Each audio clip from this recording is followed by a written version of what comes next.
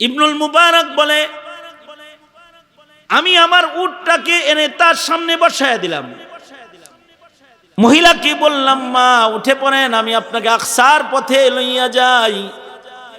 ইবনুল মুবারক বলে, মহিলাটা হারিয়ে গেছে নারী, তাকে উটের পিঠে বসায়া আমি উটের লাগাম টেনে টেনে জমিনে হাঁটতে লাগলাম আকসার পথে। আর আমি মহিলার মনোরঞ্জনের জন্য বিভিন্ন শের শায়রি আশআর গুলো কবিতাগুলো পড়তে লাগলাম, যাতে করে তার মনের মধ্যে একটু সুরুর আসে। আশ্চর্য নারী আমার শের শায়রি শুনে আমাকে সতর্ক করে কয়, ফাকরাউ মা তায়াসসারা মিনাল কুরআন। এই ইবনুল মুবারক, কোরআনের আয়াত সহজ সহজ যেগুলো পারো সেগুলো পড়ো। আল্লাহর নির্দেশ হলো যেখান থেকে সোজা লাগে সেখান থেকে কোরআন পড়ো। তুমি কি কবিতা পড়তেছ? বুঝাইল না আমার লাভ আছে না তোমার লাভ আছে। আর কোরআন পড়লে অক্ষরে অক্ষরে তোমার লাভ, শুনলে আমারও ইমানি লাভ, শুনলে আমারও সওয়াব। ফাকরাউ মা তায়াসসারা মিনাল কুরআন ইদা কুরিয়াল কুরআনু ফাসতামিউ লাহ। আমি চুপ করে বয়ে রইছি, তো তুমি যদি কোরআন পড়ো তাহলে আল্লাহর আরেকটা নির্দেশ আছে, আমি কোরআন শুনতে পারবো। তার মানে তুমি কোরআন পড়ো। ইবনুল মুবারক বলে, মহিলার কোরআনের আয়াত শুনে আমি কোরআন পড়া শুরু করলাম। সফর লম্বা হইতেছি আর আমি আল্লাহর কালাম পড়তেছি। মহিলাটা আল্লাহর কালাম শুনতেছে আর আমি তাকে আকসার পথে নিয়ে যাচ্ছি। লম্বা সফর হওয়ার পরে আমাদের পাশেই একটা কাফেলা তাবু করে বসে আছে। কাফেলার পাশ দিয়ে আমি যখন যাচ্ছি, মহিলাটা বারবার কাফেলার দিকে তাকায়। আমি বৃদ্ধাকে জিজ্ঞেস করলাম, ও মা, এই দিকে বারবার তাকাইতেছেন কেন? এখানে কি আপনার পরিচিত কেউ আছে? মহিলা বলে, আল মাল ওয়াল বানুন, এই কাফেলার ভেতরে আছে আমার মাল, আমার সন্তান। ইন্নামা আমওয়ালুকুম ওয়া আওলাদুকুম ফিতনা, মাল সন্তান এগুলো তো ফিতনা, এর দরদ আছে। একটা দরদে বারবার ওই দিকে তাকাইতাছি। ইবনুল মুবারক বলে, আলহামদুলিল্লাহ, তো ওইখানে আপনার সন্তান থাকলে তাদের নাম কি বলেন, আমি তাদেরকে ডেকে নিয়ে আসি। ইবনুল মুবারক বলে, এই কথা বলতে মহিলা কয়েকটা আয়াত পরে কয়েকটার নাম প্রকাশ করলো। ওয়াত্তাখাযাল্লাহু ইব্রাহিমা খলিলা ওয়া কাল্লামাল্লাহু মূসা তাকলিমা ইয়া ইয়াহইয়া খুযিল কিতাবা বিকুওয়া। তার মানে মহিলা বুঝাইলো, ওখানে আমার সন্তান ইব্রাহিম, আমার সন্তান মূসা, আমার সন্তান ইয়াহইয়া এই কাফেলার মধ্যে আছে। ইবনুল মুবারক বলে, আমি দৌড়ে কাফেলার কাছে গেলাম, যা বললাম, আছনি কাফেলায় ইব্রাহিম, আছনি কাফেলায় মূসা, আছনি এ কাফেলায় ইয়াহইয়া। তোমাদের মা আমার কাছে আছে, মনে হয় হারায় গেছে তোমাদের মা। সাথে সাথে সন্তানগুলা লাফায় উঠেছে, ইবনুল মুবারককে জড়ায় ধরেছে। কই আমাদের মা? হজের সফরে মাকে হারিয়ে ফেলেছি, খুঁজে পাই নাই। কাফেলার থেকে আলাদা হয়ে গেছে আর খুঁজে পাচ্ছিলাম না, কোথায় মা? সন্তানগুলাকে নিজের উটের কাছে নিয়ে বলে যে তোমাদের মা। মা সন্তানের মিলন হয়ে যায়। ইবনুল মুবারক বলে, এই সন্তানরা, তোদের মাকে আমি আশ্চর্য নারী হিসেবে পেলাম। তার সাথে মোলাকাতের পর থেকে আজ পর্যন্ত, এখন পর্যন্ত কোনো কথা কোরআনে কারিমের আয়াতের শব্দের বাইরে তোদের মা উচ্চারণ করে না। এমনটি আমল তার কতদিন। সন্তানরা বলে ইবনুল মুবারক, আমাদের মা দুনিয়ার ওই শব্দে কথা কয় না যে শব্দে সওয়াব নাই। কোরআনের আয়াত দিয়ে আমাদের মা আজ 40 বছর যাবত ইশারায় ইশারায় সকলের লগে কথা কয়। তার মানে তার মুখের হিফাজত, এই যে নতক, এই যে স্পিকিং পাওয়ার আল্লাহ পাক আমার মারে দিছে, এই 40 বছরের ভিতরে নষ্ট করে নাই। চান্স পাইয়াই তো কথা শুরু করে দেই, না কোনো হিসাব নিকাশ আছে কথোপকথনের, না এর কোনো সীমানা আছে শেষ করার। চলছে তো চলছে, চলছে তো চলছে মুখের কথা, অথচ এইটা এক আজিমুশ-শান নিয়ামত যেটা বনি আদমকে দান করা হয়েছে। এটা আল্লাহ পাক দুনিয়ার আর কোনো প্রাণীকে এই কথোপকথন পাওয়ার যোগ্যতা আল্লাহ পাক দেন নাই। সুলাইমান আলাইহিস সালামের রাজ্যে পয়গম্বর সুলাইমান আলাইহিস সালামের নৈকট্যশীল হিসেবে যে পাখি বসবাস করতে থাকত, যার বর্ণনা কোরআনে কারীমে আছে। রানী বিলকিসের সংবাদ হুদহুদ এসে হযরত সুলাইমানকে দান করেছিল। এর বিশেষ বৈশিষ্ট্যের ভিতরে একটা বৈশিষ্ট্য হইল, হুদহুদ পাখি মাটির উপর থেকে নিচে দেখত, কত ফিট নিচে মিষ্টি পানি আছে। পাখি তাকাইলে দেখতে পেত যে এই জায়গায় পানি নিকটে, এই জায়গায় পানি দূরে। তার মানে তার চোখের পাওয়ার মাটির নিচেও দেখতে পেত। তুলনামূলকভাবে মানুষের দাঁত পড়ে যায়, দুর্বল দাঁত, কিন্তু কিছু কিছু প্রাণী আছে তাদের দাঁত কখনো পড়ে না। মানুষের কান নষ্ট হয়, কিছু কিছু প্রাণী আছে তাদের কানের শক্তি অনেক বেশি সবল। মানুষের নাকের চেয়েতে অন্যান্য প্রাণীর নাকের পাওয়ার বেশি প্রমাণিত। যেমন পিপিলিকা, ওর নাকে পাওয়ার অনেক বেশি। আমরা মিষ্টির ঘ্রাণ পাই না, কিন্তু পিঁপড়া, পিপিলিকা কোথাও যদি 1 ফোঁটা মিষ্টির শিরা পড়ে, গর্তের থেকে ওটার ঘ্রাণ পায় এবং জায়গা মতো পৌঁছে যায়। আকাশে উড়ন্ত শকুনগুলো কোন জায়গায় মরা গরু আছে, এটার নাকে, শকুনের নাকে মৃত জানোয়ারের দুর্গন্ধ পৌঁছে যায় এবং শেষ জায়গা মতো হাজির হয়ে যায়। মানুষের গায়ের ত্বক দুর্বল, চামড়া আছে কিন্তু চামড়াও দুর্বল। এটার এত পরিচর্যা, এত তেল, এত চিরুনি করা, এত কালার করার পরেও এটার অস্তিত্ব নষ্ট হয়ে যায়। কিন্তু অন্যান্য প্রাণীর গায়ের পশম কোনো চিরুনি ছাড়া এমনিতেই তাদের সৌন্দর্য দীর্ঘদিন পর্যন্ত বহাল জায়গায় থাকে। তার মানে মানুষের এই চুল, দাড়ি, গায়ের পশমের চেয়েতে অন্যান্য প্রাণীর গায়ের পশম শক্তিশালী। কালো গরু মৃত্যু পর্যন্তই কালো থাকে, কখনো আর সাদা হয় না। কিন্তু কালো মাথার চুল কিছুদিন যেতে না যেতেই এটা সাদা হয়ে যায়। কিন্তু মানুষকে আল্লাহ পাক এমন কিছু শক্তি নিয়ামত দান করেছেন, যেই নিয়ামতগুলো অন্যান্য প্রাণী, অন্যান্য মাখলুকরা পাই নাই, দেওয়াই হয় নাই।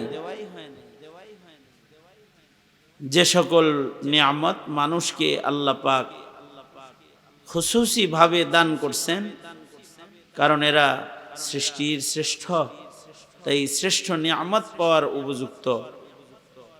ওই সকল নিয়ামতের ভেতরে একটা নিয়ামত হলো মানুষকে আল্লাহ পাক কথোপকথন যোগ্যতা দান করেছেন, আল্লামাহুল বায়ান।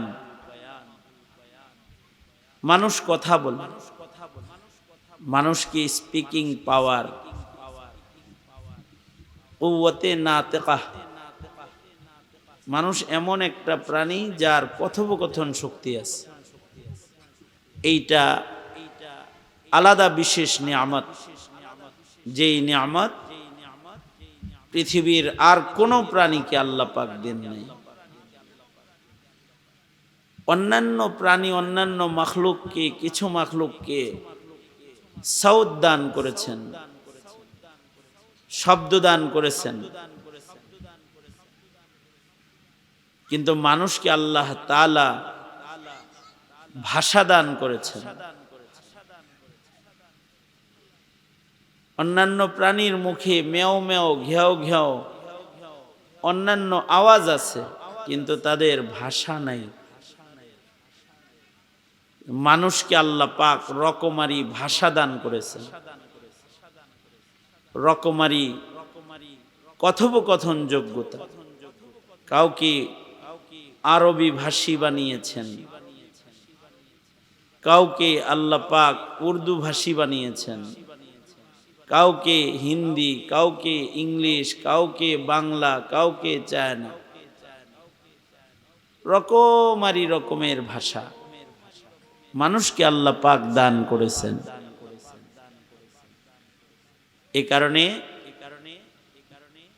মানুষের কথোপকথনও হিসাব হবে, মানুষের কথোপকথনেরও ওজন আছে।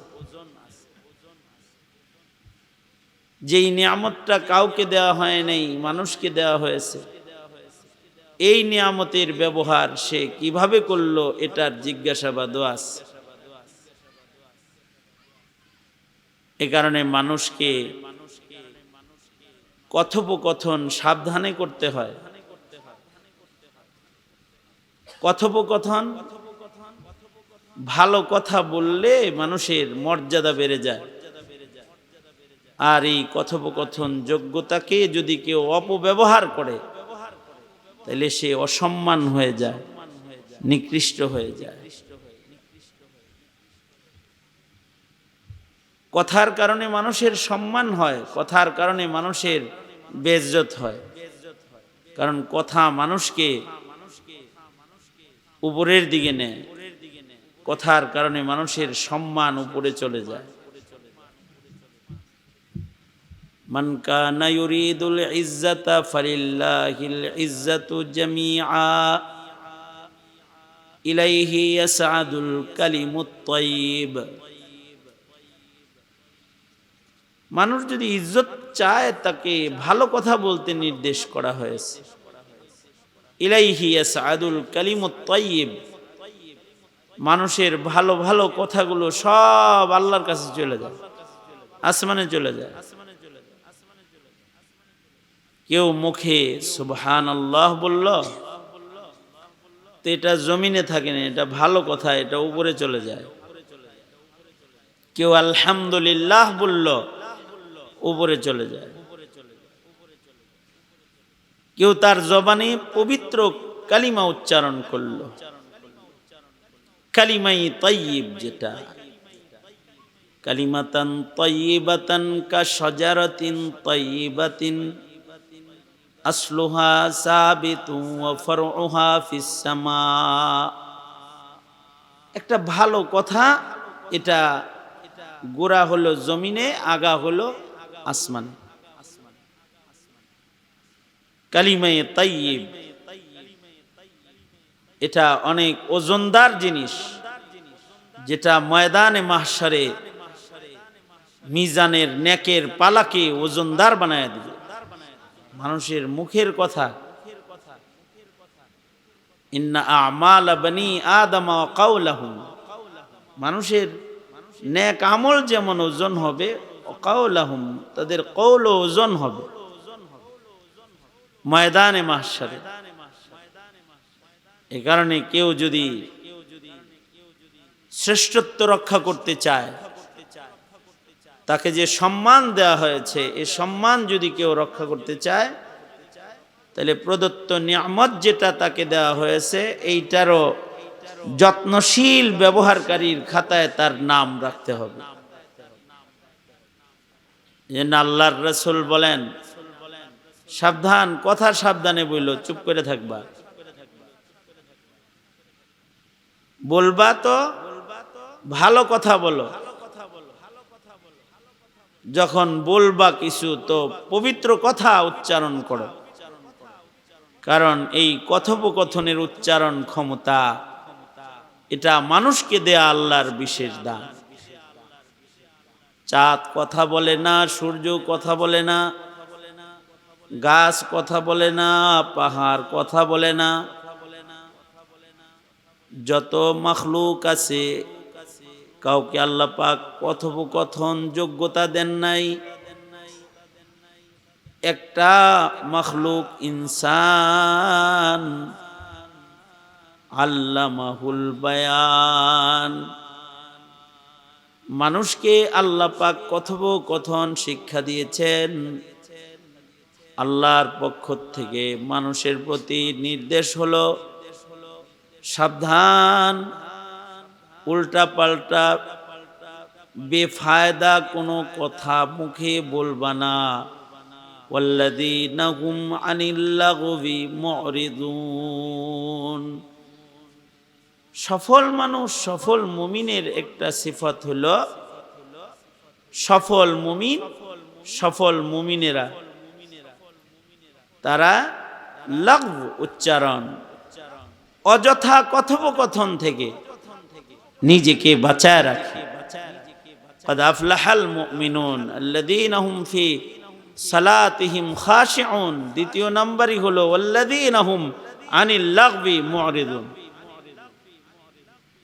অর্থাৎ বান্দার যেই কথার কোনো ফায়দা নাই সেই কথা বলে বান্দা হায়াত নষ্ট করবে না। হায়াতে যত কথা বলবে সব যেন মিজানের পালায় ওজন ওজন কথোপকথন হয়। হযরত কাতাদার কাছে এক লোক কথা বলতে গেছে, উকাল্লিমু মাক, আপনার সাথে কথা বলতে চাই। তো উনি বললেন, কি কথা বলবা আমার সাথে?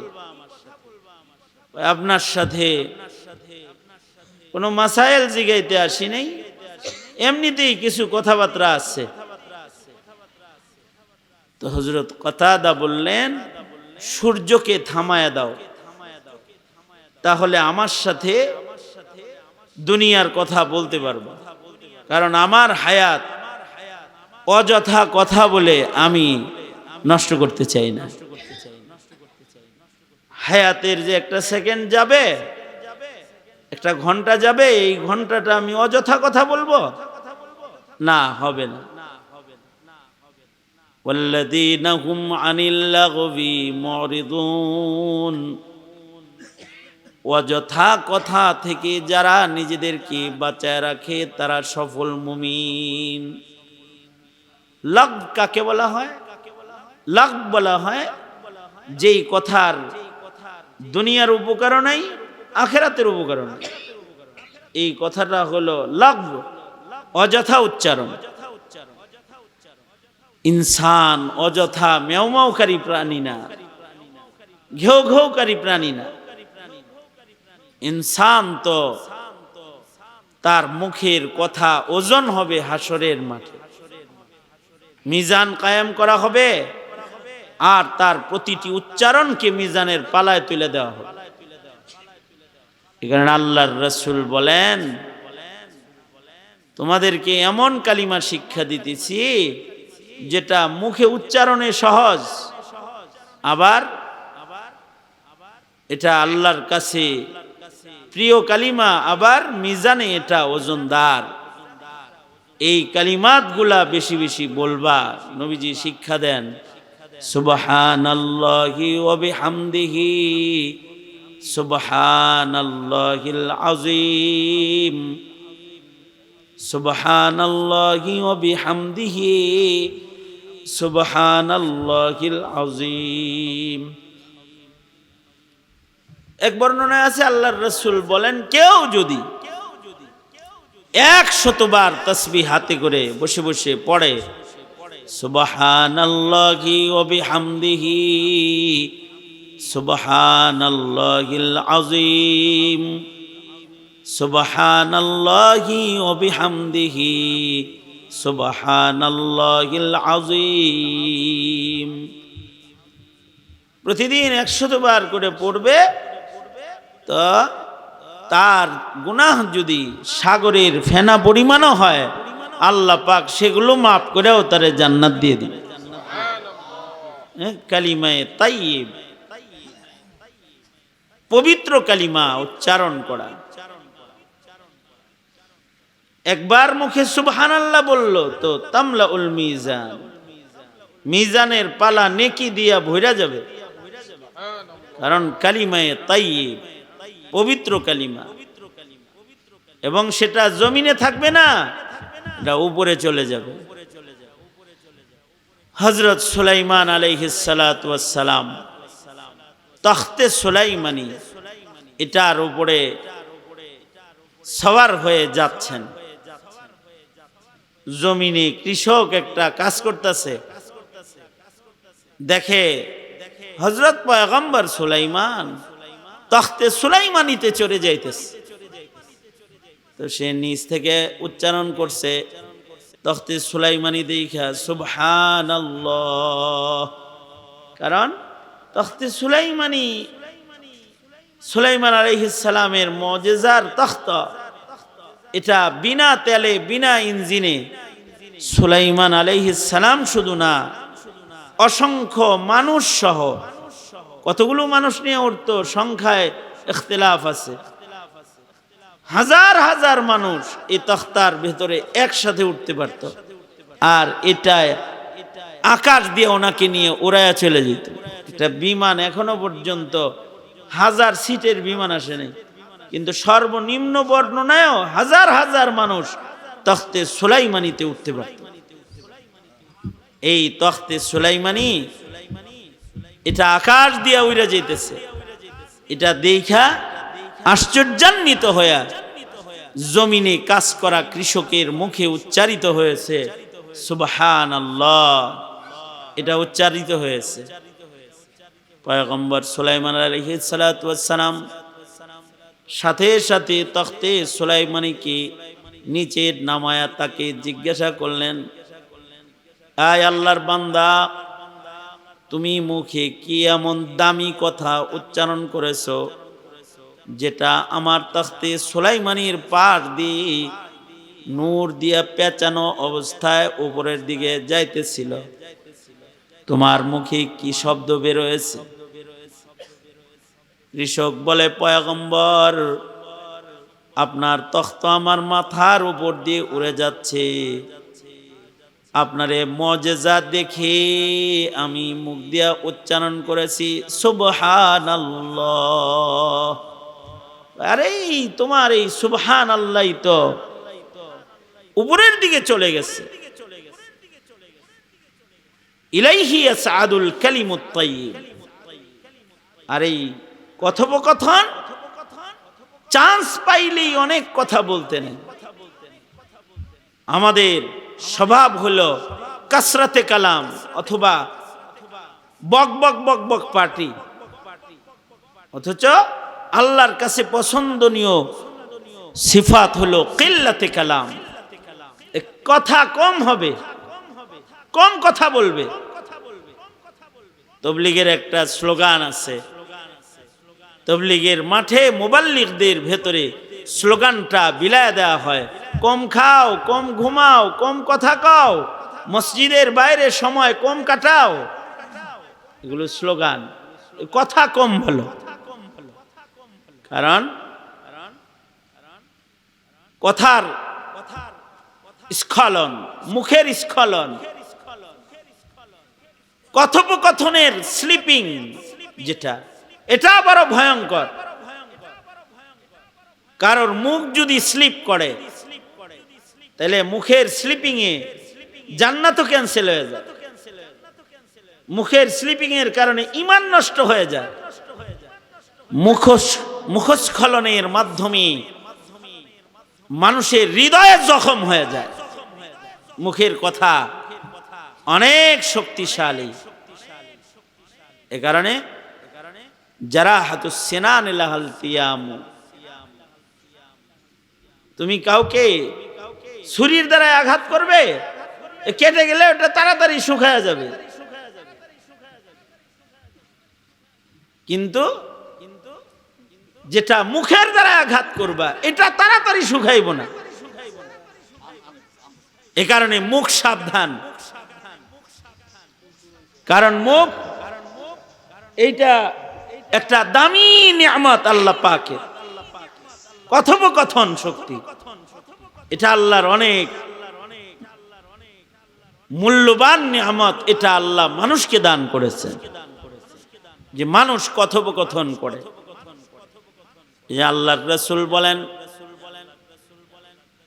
কথা না বলে চুপ থাকবা, চুপ থাকবা তাও নাজাত পেয়ে যাবা। ক্বালা রাসূলুল্লাহ সাল্লাল্লাহু আলাইহি ওয়াসাল্লাম, মান সামাতা নাজা মান সাকাতা নাজা।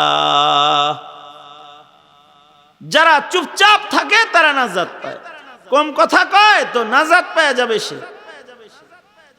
এই হাদিস শোনার পরে আমাদের কিছু কিছু মনীষী এমন অতিক্রম করেছেন পিছনে, যারা এই হাদিস শোনার পরে 21 বছর, 20 বছর, 18 বছর, 32, 33 বছর, 40 বছর কোনো কথা বলেনি, 40 বছর চুপ করেছিল। 40 বছর তাদের মুখে উচ্চারিত হয়েছে কালিমায়ে তাইয়্যিব, হয়তো জিকির, নয়তো নসিহা, নয়তো সুন্দর সুন্দর ইলমি কালাম, অথবা তিলাওয়াতুল কোরআন, এগুলোই তাদের মুখে ছিল। এর বাইরের কোনো শব্দ তারা উচ্চারণ করেনি। আব্দুল্লাহ ইবনুল মুবারক রহমতুল্লাহি আলাইহি উনি তো বলে যে আমি এমন নারী পেয়েছি যে নারী 40 বছর তার জবান হেফাজতকারী। 40 বছর। ইবনুল মুবারক বলে, আমি হজ্জে বাইতুল্লাহ সেরে বাড়ির দিকে রওনা করেছি। মক্কার বাইরে এসে চৌরাস্তায় দেখি একটা বয়োবৃদ্ধ নারী অসহায় অবস্থায় সামান নিয়ে বসে রয়েছে। চারদিকে খালি সে তাকায়, মনে হয় যেন সে হারায় গেছে, সে মনে হয় যেন কাউকে তালাশ করছে। ইবনুল মুবারক বলেন যে আমি হের কাছে গেলাম, যায়া তাকে সালাম দিলাম, আসসালামু আলাইকুম ওয়া রাহমাতুল্লাহ, কারণ সালাম ক্বাবলাল কালাম, আগে সালাম পরে কালাম। বুবার মতো যাইতেছে, লা সালাম ওয়ালা কালাম না। কখনো কখনো চুপ থাকতে হয় না। ভাই ভাইয়ের সাথে দেখা হয়েছে, তখন সালাম আর তারপরে কালাম, 2-4টা কালাম অনেক গুরুত্বপূর্ণ। ভাই ভাইয়ের লগে মুলাকাত হয়েছে তো সালাম দিয়ে দিবে। সাক্ষাতের সাথে সাথে 1 নাম্বার কাজ সালাম। তারপরে আবার চুপ থাকা নাই, বোবার মতো চললে না যায়, তো কাউলুম মারুফ কিছু বলবে। আসসালামু আলাইকুম জিগাইব, তারপরে ভাইজান কেমন আছেন, পরিচিত গভীর পরিচয় খাতির মানুষ হলে একটু মুসাফা করবে। মুসাফা যদি করে, মুসাফার সাথে সাথে দোয়া পড়বে, দুরূদ পড়বে, সগীরা গুনাহ সব ঝইরা পড়া যাবে, উভয়ের গুনাহ ঝরে পড়ে যাবে। আর তাকে সুন্দর ভাষায় জিজ্ঞেস করবে, কই যাইতাছেন ভাইজান, অথবা কোত্থেকে আসলেন, বাসার সবাই ভালো আছে তো? এতটুকুন কৌল, দামি কথা, মারুফ কথা, অনেক দামি। কত দামি? খায়রুম মিনাস সাদাকা, অনেক সাদাকার চাইতে এতটুকুন কথার মূল্য অনেক বেশি। সাদাকা খায়রাতের চাইতে মূল্যবান মানুষের মুখের কথা। ইবনুল মুবারক সালাম দিলেন। আজব মহিলা, হাদিসের ভাষায় সালামের জবাব দেয় নাই, অর্থাৎ ওয়ালাইকুমুস সালাম ওয়া রাহমাতুল্লাহ ওয়া বারাকাতুহু, এটা না বইলা মহিলা বলতেছে সালামুন কাওলাম মির রাব্বিম, সালামুন কাওলাম মির রাব্বির রহিম। কোরআনে হাকিমের একটা আয়াত তিলাওয়াত করে সালামের জবাব দিয়েছে। ইবনুল মুবারক বলে আশ্চর্য হইলাম, আজব সালামের জবাব দেনেওয়ালা নারী। তাকে জিগাইলাম, এখানে বসে রয়েছেন কেন? পথারায় গেছেন নাকি? মহিলা আবার কোরআনে কারীমের আয়াত পড়ে, ওমাইয়ুদলিলহু ফালা হাদিয়া লাহ। আয়াত পড়ে মহিলা বুঝাইলো সে হারায় গেছে। আল্লাহ যদি কাউকে গুমরা করে দেয়, তাকে পথ দেখানোর কেউ থাকে না। সে বুঝাইলো, হ বাবা ইবনুল মুবারক, আমি হারায় গেছি। ইবনুল মুবারক বলে, আমি জিজ্ঞাসা করলাম কোথায় আপনার বাড়ি, আপনার বাড়ি ঘর কোথায় মা? মহিলা এই প্রশ্নের উত্তরেও কোরআনের আয়াত পড়ল, সুবহানাল্লাযী আসরা বিআবদিহি লাইলাম মিনাল মাসজিদিল হারামি ইলাল মাসজিদিল আকসা। কোরআনের আয়াত পড়ে বুঝাইল যে নবীজি, নবী আলাইহিস সালাতু ওয়াস সালামকে আল্লাহ তাআলা মক্কা থেকে মেরাজের রাত্রে আকসায় সফর করাইছে। আমার সফরও মক্কা থেকে আকসায়, মানে বুঝাইল আমার বাড়ি আকসায়। ইবনুল মুবারক বলে, আমিও ওই পথে যাবো মা, আমি কি আপনার কোনো উপকার করতে পারি? মহিলা এর উত্তর কোরআনের আয়াত পড়ে পড়ে দেয়, আর আয়াত পড়ে বলে, ফামান ইয়ামাল মিসকালা যাররাতিন খায়রান ইয়ারাহ ওয়া মান ইয়ামাল মিসকালা যাররাতিন শাররান ইয়ারাহ ইন তাফআলু মিন খায়রিন ইয়ালামুহুল্লাহ। তুমি যদি কোনো ভালো কাজ করো, এটা কেউ না জানলেও জানবেন আল্লাহ। দুনিয়াতে যদি কোনো ভালো কাজ করো, এটা তোমার আখিরাতের জন্য আমল নামার ভেতরে জমা থাকবে। অর্থাৎ তুমি ভালো কাজ করলে করতে পারো, আমি রাজি আছি। ইবনুল মুবারক বলে, আমি আমার উটটাকে এনে তার সামনে বসায় দিলাম। মহিলাকে বললাম, মা উঠে পড়েন, আমি আপনাকে আকসার পথে লইয়া যাই। ইবনুল মুবারক বলে, মহিলাটা হারিয়ে গেছে নারী, তাকে উটের পিঠে বসায়া আমি উটের লাগাম টেনে টেনে জমিনে হাঁটতে লাগলাম আকসার পথে। আর আমি মহিলার মনোরঞ্জনের জন্য বিভিন্ন শের, শায়রি, আশআরগুলো, কবিতাগুলো পড়তে লাগলাম, যাতে করে তার মনের মধ্যে একটু সুরুর আসে। আশ্চর্য নারী আমার শের শায়রি শুনে আমাকে সতর্ক করে কয়, ফাকরাউ মা তায়াসসারা মিনাল কুরআন। এই ইবনুল মুবারক, কোরআনের আয়াত সহজ সহজ যেগুলো পারো সেগুলো পড়ো। আল্লাহর নির্দেশ হলো যেখান থেকে সোজা লাগে সেখান থেকে কোরআন পড়ো। তুমি কি কবিতা পড়তেছ? বুঝাইল না আমার লাভ আছে না তোমার লাভ আছে। আর কোরআন পড়লে অক্ষরে অক্ষরে তোমার লাভ, শুনলে আমারও ইমানি লাভ, শুনলে আমারও সওয়াব। ফাকরাউ মা তায়াসসারা মিনাল কুরআন ইদা কুরিয়াল কুরআনু ফাসতামিউ লাহ। আমি চুপ করে বয়ে রয়েছি, তো তুমি যদি কোরআন পড়ো তাহলে আল্লাহর আরেকটা নির্দেশ আছে, আমি কোরআন শুনতে পারবো। তার মানে তুমি কোরআন পড়ো। ইবনুল মুবারক বলে, মহিলার কোরআনের আয়াত শুনে আমি কোরআন পড়া শুরু করলাম। সফর লম্বা হইতেছি আর আমি আল্লাহর কালাম পড়তেছি। মহিলাটা আল্লাহর কালাম শুনতেছে আর আমি তাকে আকসার পথে নিয়ে যাচ্ছি। লম্বা সফর হওয়ার পরে আমাদের পাশেই একটা কাফেলা তাবু করে বসে আছে। কাফেলার পাশ দিয়ে আমি যখন যাচ্ছি, মহিলাটা বারবার কাফেলার দিকে তাকায়।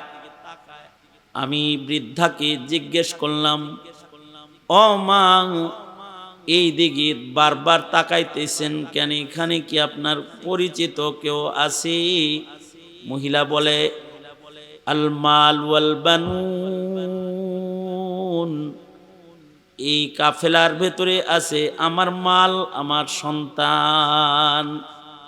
ইন্নামা আমওয়ালুকুম ওয়া আওলাদুকুম ফিতনা, মাল সন্তান এগুলো তো ফিতনা, এর দরদ আছে, একটা দরদে বারবার ওই দিকে তাকাইতাছি।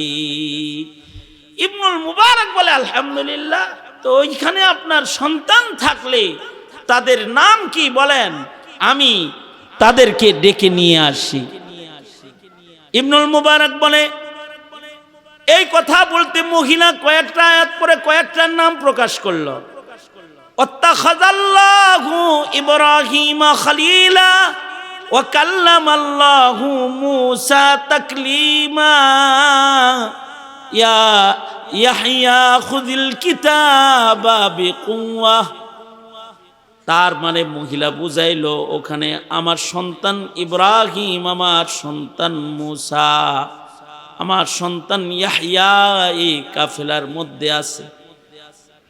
ইবনুল মুবারক বলে, আমি দৌড়ে কাফেলার কাছে গেলাম, যা বললাম, আছনি এ কাফেলায় ইব্রাহিম, আছনি এ কাফেলায় মূসা, আছনি এ কাফেলায় ইয়াহইয়া। তোমাদের মা আমার কাছে আছে, মনে হয় হারায় গেছে তোমাদের মা।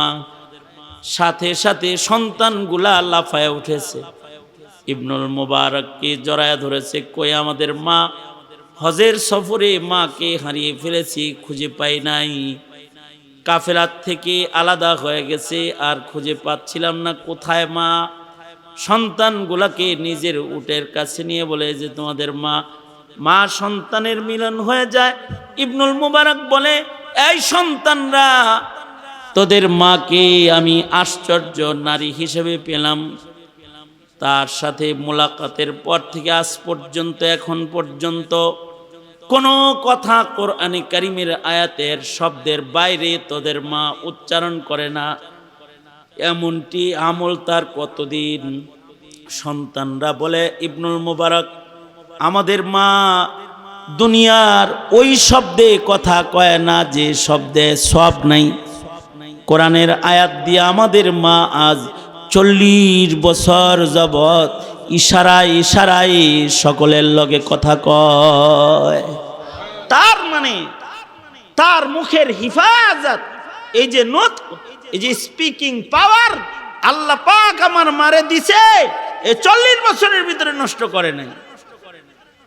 চান্স পাইয়াই তো কথা শুরু করে দেই, না কোনো হিসাব নিকাশ আছে কথোপকথনের, না এর কোনো সীমানা আছে শেষ করার। চলছে তো চলছে, চলছে তো চলছে মুখের কথা, অথচ এইটা এক আজিম শান নিয়ামত যেটা বনি আদমকে দান করা হয়েছে। এটা আল্লাহ পাক দুনিয়ার আর কোনো প্রাণীকে এই কথোপকথন পাওয়ার যোগ্যতা আল্লাহ পাক দেন নাই। এ কারণে মানুষ তো সম্মানিত সৃষ্টি, এই সম্মানিত সৃষ্টি যদি তার সম্মানকে রক্ষা করতে চায়, তাহলে তাকে যে সম্মানিত হওয়ার দামি দামি যে নিয়ামতগুলো আল্লাহ তাকে দিয়েছে, এইটাকে কাজে লাগাইতে হবে। এটার সুব্যবহারকারী হইতে হবে। তার ভেতরে একটা নিয়ামত হলো কথোপকথনের নিয়ামত, যেটা পৃথিবীর আর কোনো প্রাণীকে দেয় নাই, মানুষকেই দিয়েছে। মানুষ কথা বলে, একজন বলে সবাই শোনে, আমি বলতেছি সবাই শুনতেছে। তার মানে ইন্না মিনাল বায়ানি লা সিহর, মানুষের কথার ভেতরে আল্লাহ পাক একটা জাদুকারী তাসির দান করেছেন, যেই তাসিরের কারণে মানুষ মানুষের কথা আকর্ষণের সাথে শোনে। যে কারণে মানুষ নাটক শোনে, কথার আকর্ষণ আছে, সিনেমা শোনে, মানুষ গান শোনে, এর ভেতরে একটা আকর্ষণ আছে। এই আকর্ষণটা যেন ফাহেসা ও দুনিয়ার কাজে ব্যবহৃত হয়ে না যায়, এই আকর্ষণটা যেন, এই নিয়ামতটা যেন আল্লাহ পাককে পাওয়ার জন্য, আল্লাহকে রাজি করার জন্য যেন সব সময় এটা ব্যবহৃত হয়ে যায়। এইটা একটা মানুষের গুরুত্বপূর্ণ ইজ্জত বাড়ানোর রাস্তা। কেউ যদি তার সম্মান বৃদ্ধি করতে চায়, তাহলে সে মুখের ব্যবহার সাবধানে করবে। চুপ করে বয়া থাকতে কয় নাই, কথা বলতে পারবে, কিন্তু কথাগুলো হবে মারুফ কথা, কথাগুলো হবে সুন্দর সুন্দর কথা, মিষ্টি মিষ্টি কথা। মানুষের কথার ভেতরে মিষ্টতা থাকবে। ইয়া আইয়ুহাল্লাযীনা আমানুত্তাকুল্লাহ ওয়াকুলু কাওলান সাদীদা, মিঠা মিঠা কথা বলবে, কর্কশ কথা না, গালিগালাজের কথা না, সুন্দর সুন্দর কথা মানুষ উচ্চারণ করবে, দাওয়াতের কথা উচ্চারণ করবে। এই যে আমি বসে বসে কথা বলতেছি, সব দাওয়াতি কথা। ওমান আহসানু কাওলাম মিম্মান দাআ ইলাল্লাহ, ওই কথার চেয়ে দামি কথা আর কোনটা হইতে পারে যে কথার দ্বারা মানুষকে দাওয়াত দেওয়া হয়। যেমন আজান দিতেছে, দামি কথা, মানুষকে দাওয়াত ইলাল্লাহ, মসজিদের দিকে দাওয়াত দিতেছে, আল্লাহু আকবার আল্লাহু আকবার, হাইয়া আলাস সালাহ হাইয়া আলাল ফালাহ, এগুলা যে উচ্চারণ করতেছে, এগুলো অনেক দামি কথা। এই দামি কথাগুলো মুখে উচ্চারণ হওয়ার কারণে ময়দানে মাহশারে মুয়াজ্জিনদের সম্মান রব্বে কারীম বৃদ্ধি করে দিবেন।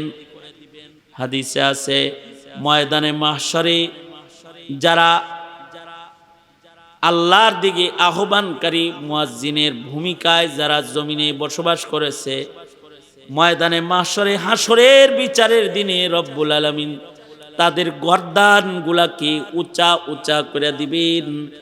তাদের দেখলে বোঝা যাবে এরা দুনিয়ার মুয়াজ্জিন, ওই নামাজের দিকে আহ্বানকারী কাফেলা। তাদের দেখলে চিনা যাবে যে এরা দাওয়াত ইলাল্লাহ করেছে। করো, দাঈ ইলাল্লাহ হও, তিলাওয়াতুল কুরআন করো, মানুষকে হকের কথা বলো,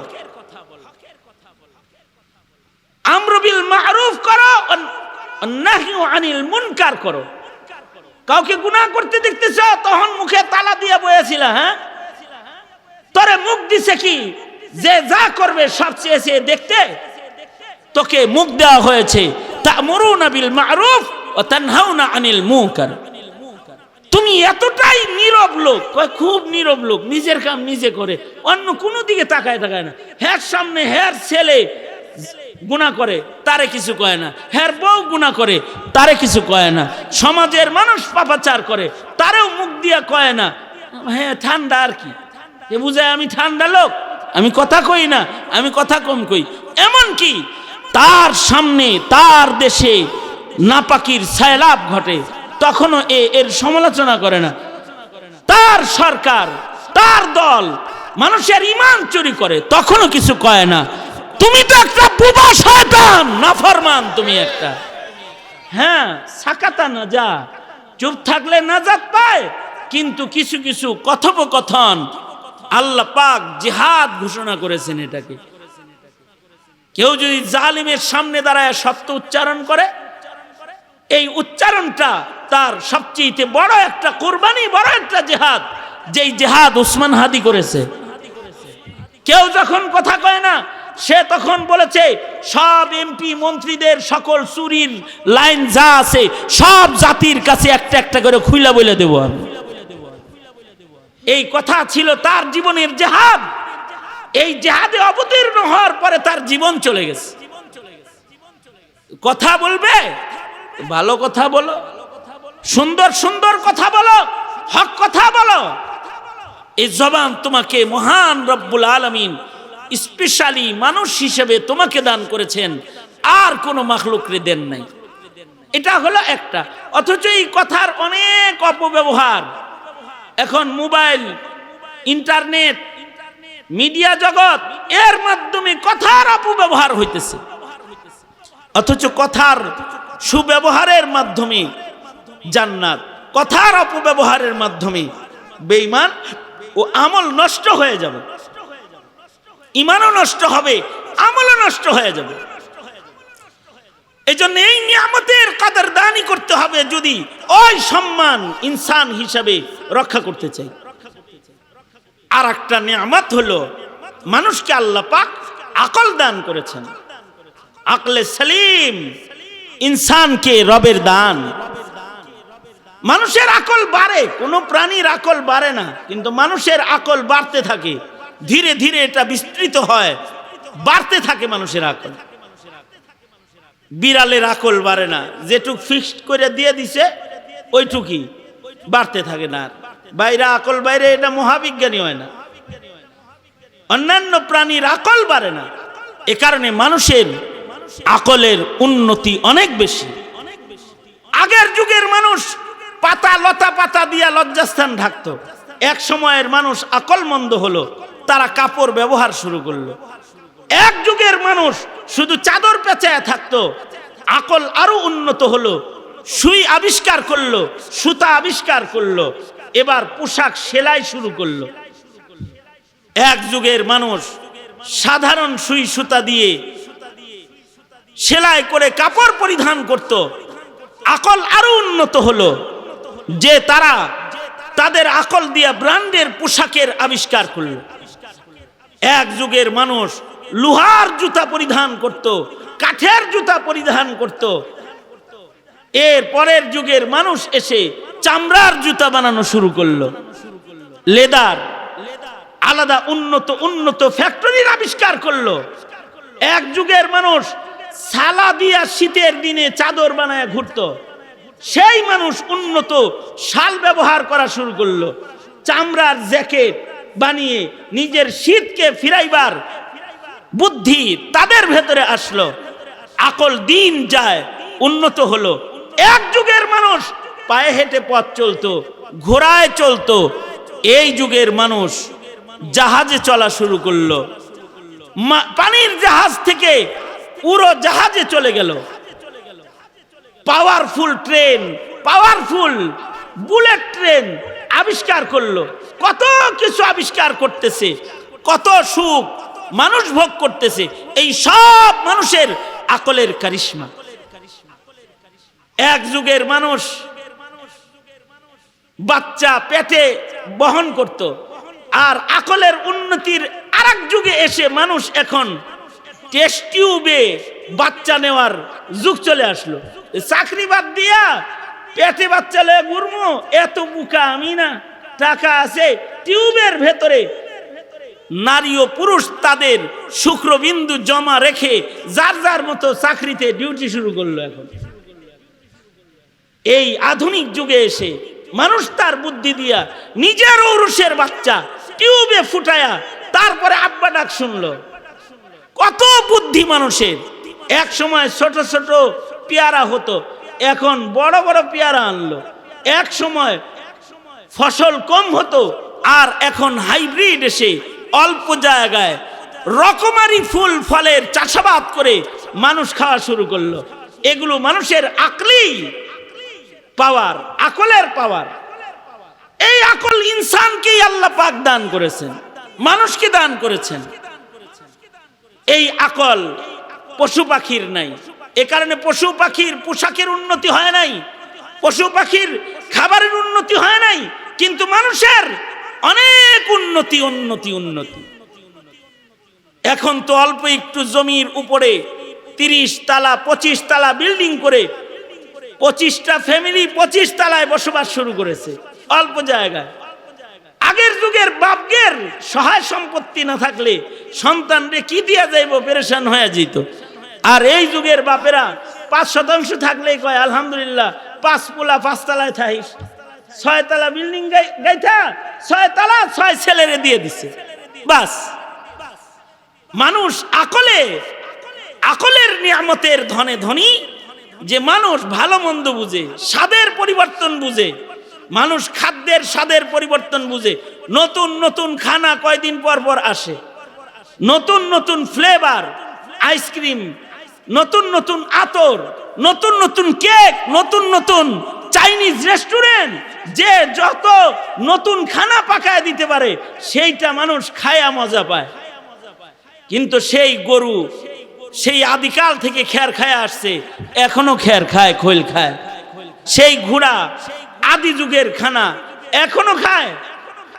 যত হাইওয়ানাত আছে তাদের খাদ্যের পরিবর্তন নাই, তাদের বাসস্থানের পরিবর্তন নাই, তাদের পোশাকের পরিবর্তন নাই। ইনসানকে এই আকলের নিয়ামত দৌলত আল্লাহ দান করেছেন, যা দিয়ে মানুষের সুখ শান্তি আর ভোগ বিলাসের তালাশের আর সীমানা নাই। এই কারণে মানুষের আকলের বিচার হয়। এই কারণে মানুষ আকল মন্দ হয়ে গেলে তার উপরে ইবাদত ফরজ হইয়া যায়।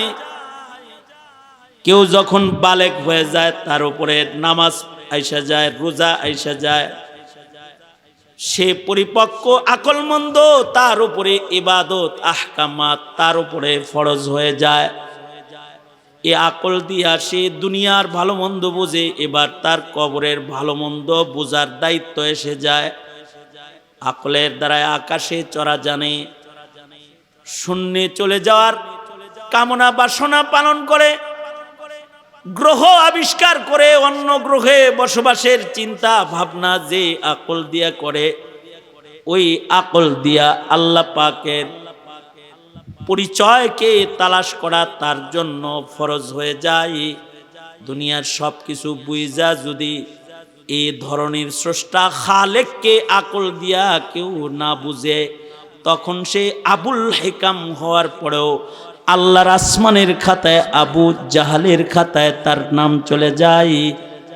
আর কেউ যদি এই ভোগ বিলাসের রাজত্ব না বুঝা, আখিরাত বুঝা যদি আবু বকরের মতো জিন্দেগি গ্রহণ করার জন্য ব্যতিব্যস্ত হয়ে যায়, তখন তার নাম ফুরসান ফিল আকলের খাতায়, আকলের রাজ্যের শাহ সওয়ারের খাতায় চলে যায়। তখন সে তার আকল দিয়া মঙ্গল শনিতে বাসস্থান নয়, উম্মতের সবার আগে আল্লাহর জান্নাতে যাওয়ার উপযুক্ত আকল মন্দের খাতায় তার নামটা চলে যায়। এ কারণে বলা হয় এই উম্মতের সবচেয়ে বড় আকল মন্দের নাম কি জানো? এই উম্মতের সবচেয়ে বড় আকল মন্দ হলো আবু বকর। কারণ আবু বকর ওই আকল মন্দ, তুমি দুনিয়া বুঝো আর আবু বকর নবী বুঝছে, আবু বকর কোরআন বুঝছে, আবু বকর ইবাদত বুঝছে, আবু বকর কবর হাসর সবচেয়ে বেশি বুঝছে। বুঝা জীবনের শ্রেষ্ঠ কবরের জায়গাটা দখল করে ফেলেছে, রসুলের কদমের নিচে ঘুমায়া পড়েছে। বুঝা নবীজির হাতের প্রথম মুসলমান হয়ে সবার আগে জান্নাতে প্রবেশ করার মতো উপযুক্ত আকল মন্দের খাতায় সে তার নাম উঠায় ফেলেছে। আর মানুষকে আল্লাহ পাক ইলমের দৌলত দান করেছেন। সবচেয়ে দামি নিয়ামত হলো ইলমের নিয়ামত। মুখের নিয়ামত তো সবাই পায়, আকলের নিয়ামত অন্যান্য সকল মানুষেরা পায়, কিন্তু ইলমের নিয়ামত এটা শুধুই মাত্র যারা আল্লাহর মুনতাখাবিন তারা পায়। তবে এই ইলমের নিয়ামত যেহেতু আল্লাহ পাক মানুষকে দান করেছেন, এ কারণে ইলম শিখাটাকেও আল্লাহ পাক ফরজ করেছেন। তালাবুল ইলমি ফরিদাতুন আলা কুল্লি মুসলিম। আর এই ইলম যারা হাসিল করবে তাদেরকে আল্লাহ পাক জমিনের সবচেয়ে ভালো মানুষ হিসেবে চিহ্নিত করে দিয়েছেন। খায়রুকুম মান তাআল্লামাল কুরআন ওয়া আল্লামা। কারণ এই ইলমও মানুষকে আল্লাহই শিক্ষা দিয়েছেন। আল্লাহ পাক বলেন আর রহমান আল্লামাল কুরআন খালাকাল ইনসান আল্লামাহুল বায়ান। ইলমের কথা আগে এনেছেন, ইনসানের কথা পরে এনেছেন, বয়ানের কথা, কথার কথা আরো পরে এনেছেন। তার মানে কথা কইতে পারলেই মানুষ না, যে হালাল হারাম বুঝার ইলম শিখবে সে হলো মানুষ। যদি কেউ হালাল হারাম না শিখে, না বুঝে, কোরআন না চিনে, কোরআন না বুঝে, তাইলে সে সুরতে হবে ইনসান আর সিরতে হয়ে যাবে হাইওয়ানের চাইতে বেশি খারাপ, হাইওয়ানের চাইতে খারাপ হয়ে যাবে। কারণ এই ইলম না থাকলে সে না হালাল চিনবে, না হারাম চিনবে, না জায়েজ বুঝবে, না নাজায়েজ বুঝবে। ইলমের অভাব হয়ে গেলে আখিরাতের পথ চলা তার জন্য কঠিন হয়ে যাবে। এ কারণে জগতে মানুষের শ্রেষ্ঠত্ব অর্জনের, জাগতিক জ্ঞান দিয়ে শ্রেষ্ঠত্ব অর্জন করা যায় না। জাগতিক জ্ঞান দিয়ে দুনিয়ার ভোগ বিলাসকে নিশ্চিত করা যায়, কিন্তু একটা নিয়ামত যেটা ইনসানকে আল্লাহ তাআলা দান করেছেন, ইলমে দ্বীন, দ্বীনি জ্ঞান, দ্বীনি বুঝ, দ্বীনি ইলম, এইটার দ্বারা আল্লাহ পাক মানুষকে মর্যাদার আসন দিয়ে থাকেন, সম্মানের আসন দান করেন। কারণ যার ইলম যত বেশি হয় তার খোদার ভয় তত বেশি হয়। ইন্নামা ইয়াখশাল্লাহ মিন ইবাদিহিল উলামা। আর যার ভয় বেশি হয় সে সম্মানই বেশি হয়। ইন্না আকরামাকুম ইনদাল্লাহি আতকাকুম। সবাই তো আর আলেমে দ্বীন হতে পারবে না, তবে আলেমে দ্বীন না হলেও জরুরি ইলম সকলকেই শিখতে হবে। সেটা হোক না দাওয়াত ও তাবলীগের মাধ্যমে, হোক না কোনো আল্লাহওয়ালার সোহবতের মাধ্যমে, খানকাহে যাওয়ার মাধ্যমে, অথবা একাডেমিক ভাবে পড়াশোনার মাধ্যমে, যেভাবেই হোক, যেইটুকুন ইলম না শিখলে পরে মানুষের খাতায় নাম থাকে না, ওই ইলমটুকুন শিক্ষা গ্রহণ করা রব্বুল আলামিন হার ফর্দে মুমিনের উপরে ফরজ ঘোষণা করেছেন।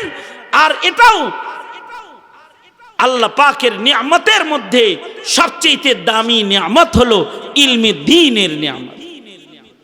ইলমে দ্বীনের নিয়ামতটা, এটার মূল্যায়ন করা চাই।